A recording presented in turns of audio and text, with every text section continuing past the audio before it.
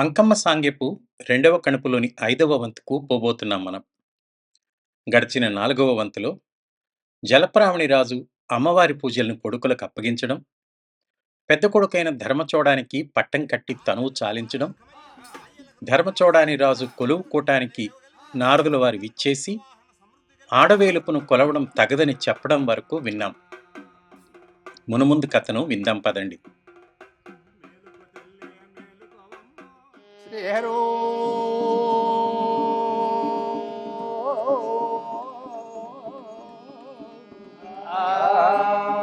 శ్రీ శారదాంబా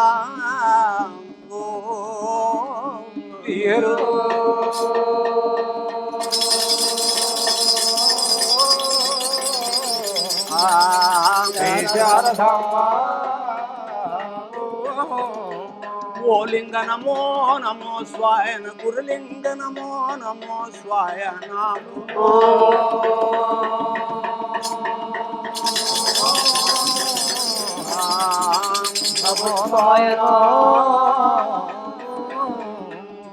అయ్యా పుట్టించిన బ్రహ్మదేవునకు నమో నమో స్వాయన, పోషించిన విష్ణు స్వాములకు నమో నమో స్వాయన, ఘనముగా మము కనిపించిన మా తల్లిదండ్రులకు నమో నమో స్వాయను.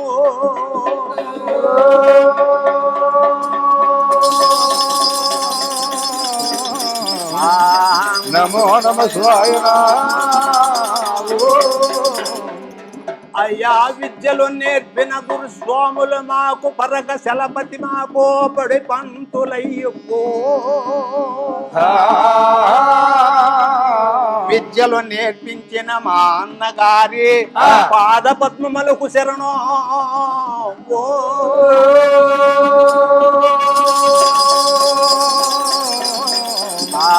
శరణయ్యా శరణో. వ్యాస వాల్మీకాది వరమునేశ్వరుల బాసురమది తోడా ప్రస్తుతే చేసే కవి నాయకులు నెల్లావో క్రమమున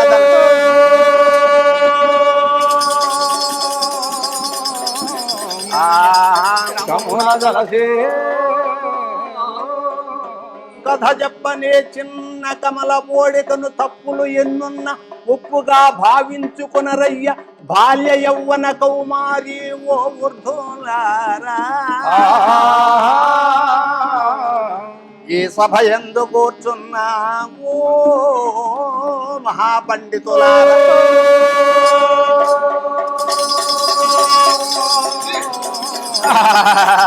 పండితులారా, అయ్యా భరత శాస్త్ర పండితులను ప్రస్తుతి చేసే ప్రకటిత శారదాంబను ప్రస్తుతి చేసి కవి నాయకుల నెల్ల క్రమమున దలసి పరమపాంకమ్మ వర చరిత్రంబు తెలిపెను ఈ కథ ద్విపద కావ్యమున. ఆ రేయి నగరంలో అందరూ నిద్రించినారు, కానీ వీరసోముడికి మట్టుకు కునుకు పట్టలేదు. నారదుల వారి మాటలు పురుగులా తొలుస్తూ ఉండినాయి అతన్ని. పొద్దు పుట్టింది. అంకమ్మ తల్లి పూజకు వేళ మించిపోతున్నది. అయినా వీరసోముడు పడక మీద నుండి లేవలేదు. అది గమనించిన ధర్మచోడాని రాజు తమ్ముడి దగ్గరికి వచ్చి నిద్రలేపినాడు. ఆ 7 అంతస్తులలో నిద్రపోగా 6 ఆయన నిద్రపోలేదయ్యా. 7 ఆయన 6 స్నానం చేశారు, భుజించారు, నిద్రపోయినారు. 7 ఆయన ఎవరో ఆయన మాత్రం నిద్రపోలా. దాసి జనములు వచ్చి ప్రభు స్నానానికి నీళ్ళని వాళ్ళు గడగడ వణుకుతా పక్కెళ్ళిపోయారు. పెద్ద దాసి వచ్చి స్వామి భోజనం అన్నది. పెద్ద దాసి అన్నారు. వెళ్ళిపోయింది. ఇదే అంది, మనం అందుబాటులో ఉంటే కొట్టేటట్టుకున్నాడు, మనకెందుకు వచ్చింది రమ్మని దాసి వెళ్ళింది. ఆ రాత్రి భుజింపక స్నానము చేయక తెల్లవార్దులు ఆ చెయ్య మీద అంశతో లేక పాన్పు మీద నిద్రించలేదు, ఆ నిష్కృతి లేదు,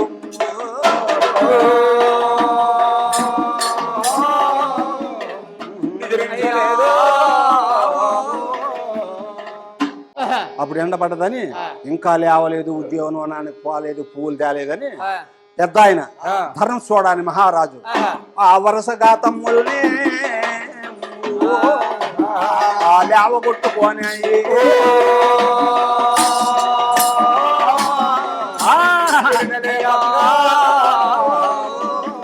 తమ్ముని చెంతకు అందరూ వచ్చి తమ్ముని చుట్టూ అందరూ నిలబడ్డారు. ఆ తమ్ముడాలేమయ్యో ఆ పడవు దాటింది,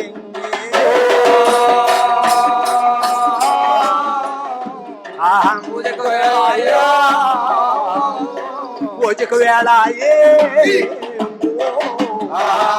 ఆ పుణ్య గడవలు దాటుతున్నాయి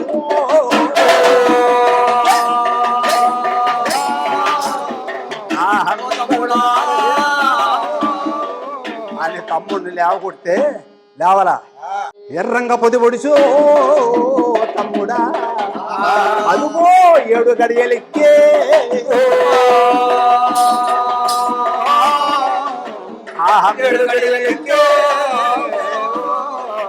పూజక వేళాయ పుణ్య వేళలు దాటుతుండే ఉద్యోగవనములకు పోవాలి. నిదురు లేక ఎర్రబడిన కనుగుడ్లను ఉరుముతూ లేచినాడు వీరసోముడు.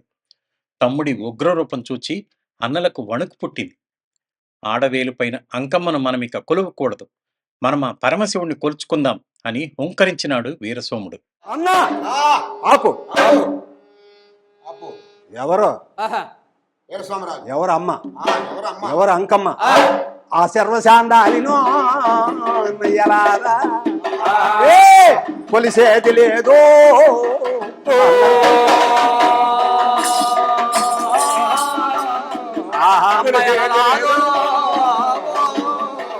తలిసేది లేదు, పూజలు చేసేది లేదు,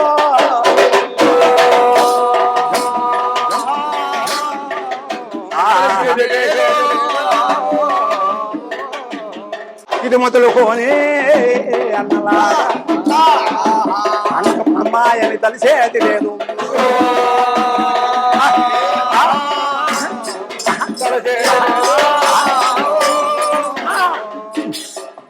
ఇది అన్య కార్యముండో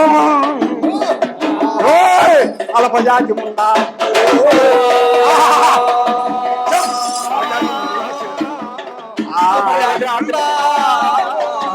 కొలిసేది లేదు అన్నలారా, ఈ సర్వశాండాల్ని కలిసేది లేదు,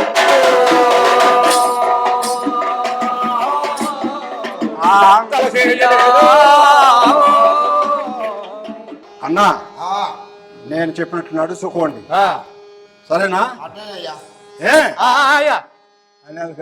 అదురుపోతుండ్రా ఆయన దెబ్బకి, అదురుపోయి అట్నే తమ్ముడు అట్నే తమ్ముడు. అయితే ఈ రోజు మొదలుకొని ఆ సర్వశాండాలను కొలవకుండా ఈశ్వరుడు పార్వతీ మనోహరుడు ఆయన మనం సేవించి పూజించి కొలుచుకుందాం అన్నాడు. అంకమ్మ తల్లి గుడిని పూజలు లేకుండా పాడుబెట్టిన కొన్నాళ్లకు అన్నగారైన ధర్మచోడాని రాజును తొలగించి తాను గద్దెనెక్కి రాజ్యాన్ని ఏలసాగినాడు వీరసోముడు. ధర్మ చూడాని మహారాజా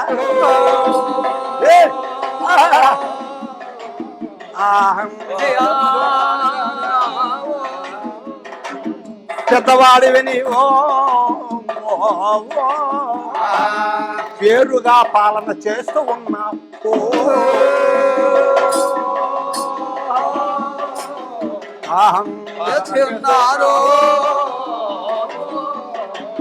ఎంతవరకు నువ్వు పాలన చేసిన నాకు సంతోషమే. పెద్దవాడివి నువ్వైనా ఆ సింహాసనానికి అర్హుడివే. కడుగోటి వాడిని అన్నయ్యా, నాకు కూడా అర్హత కలదో.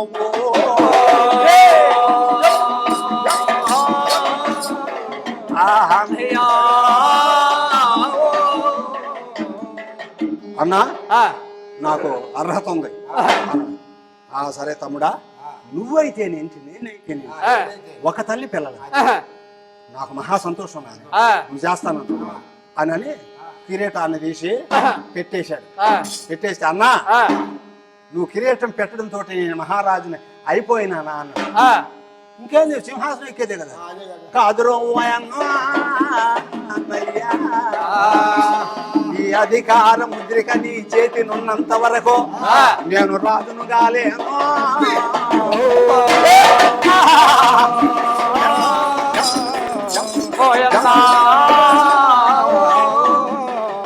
అన్నాడు.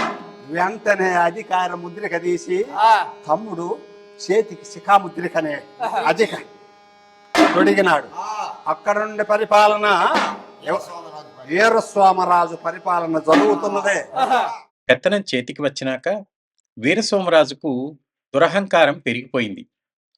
లింగమతం మీద దురభిమానము తలకెక్కింది. రాజ్యములోని జనులందరూ శివుడిని పూజించాలని, మనుషులందరూ మెడలో లింగాలను కట్టుకోవాలని, పెంపుడు మనుములకు వాడే పనిముట్లకు కూడా లింగాలను కట్టాలని ఉత్తర్వులు వేసినాడు. పట్నములో ఉన్న ప్రతి ఒక్కరూ శివభక్తులుగా మారాల. అదిగాక ఓయన్నా ఆ మెడలో అర్ధలింగము కట్టవలను.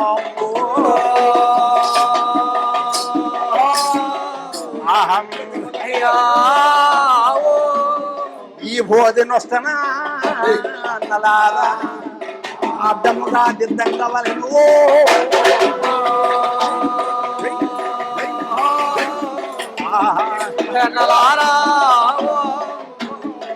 అన్నలారా లింగ వస్త్రాలు ధరించాలి. ప్రతి ఒక్క మనిషి మెడలో యాపకాయంత లింగము అర్థ అంటే మెడలో కట్టాల. నేను ఒప్పుకోను. ఈ విధంగా నాది పరిపాలన పెట్టాలి. ఆ శివ శివాయన వలెను అన్నలారా శివునే ధ్యానించవలను.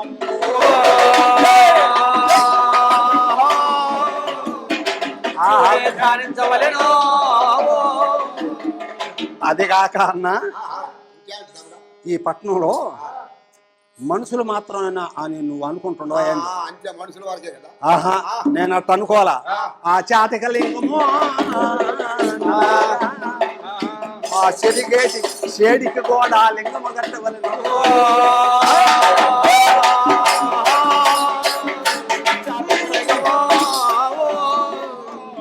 అన్నలారా ముంతక లింగం, మూకుడుకు లింగం, వండే భాండ ఒక లింగం, వార్చే మూకుడు కూడా లింగం. ఆ బరిని కట్టేసి అన్నలారా ఆ కాలు గుంతకు కూడా ఒక లింగం కట్టాల.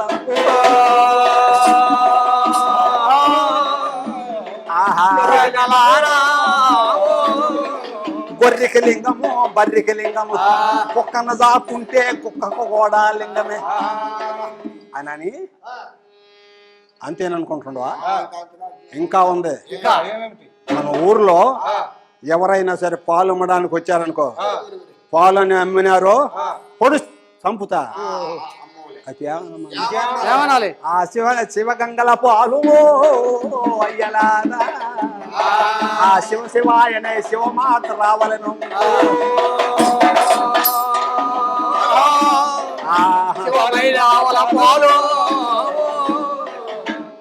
కూరమ్మినా ఆపో నోరుమూయి. గోంగూర కాదు, శివ గోంగూర, శివ తోట గోంగూర, శివ తోటకూర. మీ తోటతో అయినా సరేనమ్మా, శివ అనే మాట ముందు రావాలి. లేదు అయిపోయినట్టే. ఆ చిగురని అమ్మినా నలారా అది శివనే వాళ్ళ చింత శుగరని అమ్మ వలనయ్యాము.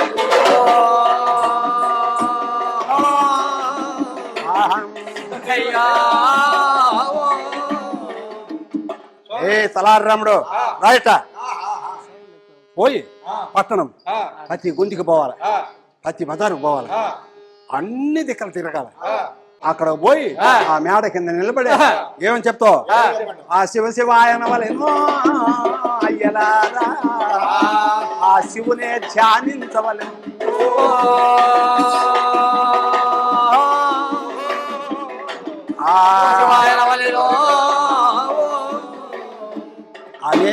పట్టణం అంతా జయారం వేసిరా అంటే ఈయన పోయి వేసి వచ్చాడు. అంతటి తాగలేదు. రాజ్యంలో శివుడిని కాక మరొక వేలుపును కొలిచిన వారిని పట్టుకొని చిత్రహింసల పాలు చేయసాగినాడు. నారాయణమ రాదో మలారా. ఆ నారాయణన్న వారిని నాలుగులు తగ్గొస్తానంట.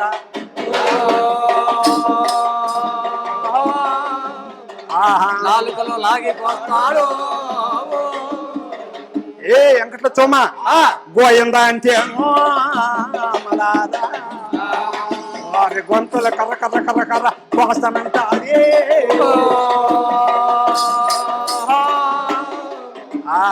పోతాయన్నాడు. అంతా గమనిస్తున్నది అంకమ్మ తల్లి. వీరసోమరాజు పాపం పండే నాళ్ల కోసం ఎదురుచూస్తూ ఉన్నది. అప్పుడు ఒక విడ్డూరం జరిగింది. ఇంటింటా లింగ పూజ జరుగుతున్నదా లేదా అని తలారి రామన్న వెతుకుతూ పోతున్నప్పుడు లోవాడలోని ఒక ఇంట్లో జరిగిందా వింత. ఆ ఇంటిలోని నిండు చూలాలు ఒక బిడ్డను కనింది. పుట్టుకతోనే ఆ బిడ్డ మెడలో లింగము, నొసటన విభూదితో పుట్టింది. ఈ వార్త తలారి రాముడికి తెలిసి ఆయన కూడా పోయి ఆ బిడ్డను చూసినాడు. అన్నా నేను మీరు చేస్తున్నా కూడా నేను చూసుకొని పోవాలి. ముంతక లింగం, మూగుడుకు లింగం, వీళ్ళంతా ఉందో లేదో అని అంటే ఉండు కాస్తోడు ఆగదు, ఆ మంచం మీద కూర్చో అని చెప్పి ఆగు చేసి, ఇంతలో ఇంట్లో ఒక కేకని వచ్చింది. కవిమంటాడు అయ్యే కేకేస్తాడు పసిబిడ్డ.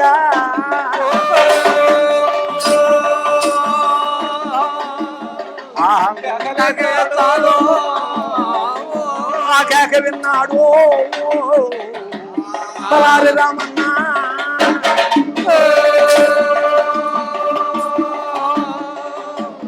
చెంగుడు పైకి లేచాడు మంచం మీద. అమ్మే కోటమ్మ అయిపోయింది కన్నదా బిడ్డ. ఆ మంత్రసాని నరసమ్మనేమి ఇంట్లో చేరి ఏమంటున్నది, అమ్మలావు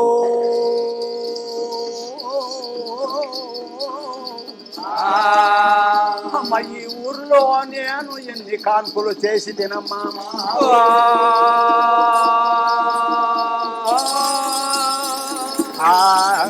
కాన్పులు చేసినాను.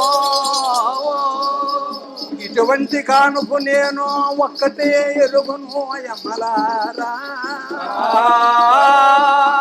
కడుపులో నుంచి భూపతనమైన బిడ్డ నష్ట ఈ బుద్ధి దాల్చి మెడలో లింగమ.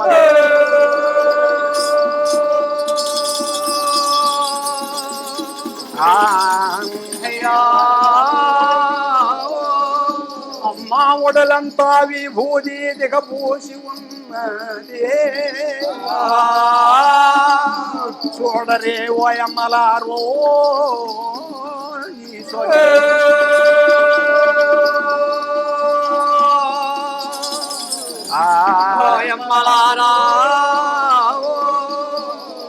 రామన్న రా చూద్దురా.